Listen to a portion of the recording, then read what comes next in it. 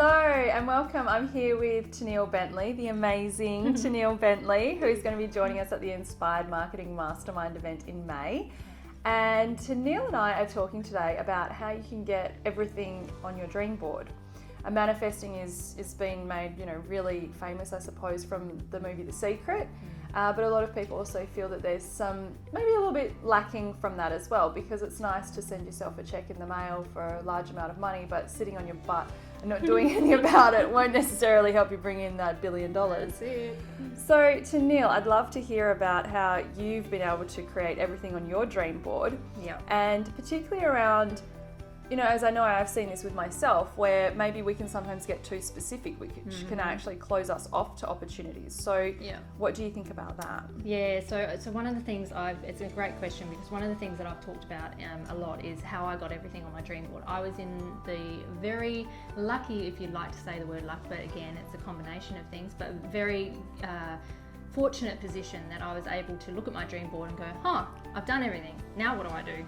And imagine being in that space where you can just go, oh, well, that's everything in my imagination that I could think I could hold. And now all of a sudden I've got this blank canvas of being completely undefined, and it's an interesting space to be in. So the way that I did it and the way that I practiced the art of I suppose the power of manifestation, the power of the mind, is that I find, and I call it like there's a hole in the goal. And the reason why we've got holes in our goals is because we're taught to have it so specific, such a specific goal with numbers. I want to reach 1 million people, and I was challenged by some of my favorite people, Alexi and Preston, and they said to me, well, the numbers, right? Why do you have the number there? And I'm like, well, because I want to transform 1 billion lives. That's my goal.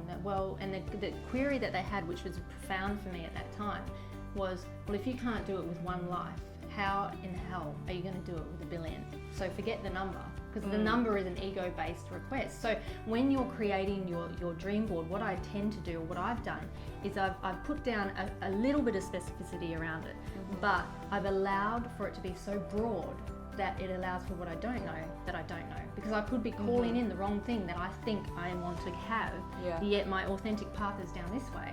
And so therefore, if I'm just focusing on that and trying to manifest that number and that goal, I'm missing out on potentially what could be happening on this path down here. So the way I do it is easy. Instead of having a dream board with numbers on it, I find images and a key word. And I'm like, well, that is the essence of what I want the feeling to be when I receive or call this in.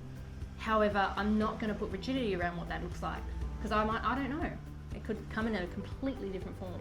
So the difference is you focus on the feeling of what achieving that would be, rather than physically going, okay, then I've got this many pairs of shoes, or I'm speaking to this many people, I've got that many clients. Yeah, exactly. It's the feeling, it's the emotion, it's the gift that you give to humanity that is the result. Yeah. It's not about the numbers. Excellent. Yeah. Well, thanks so much for that. I love hearing about how you've helped to create and manifest everything on your dream board. Yeah. And I love to hear more about that at our event in May. Yay! I'll see you there. Thanks.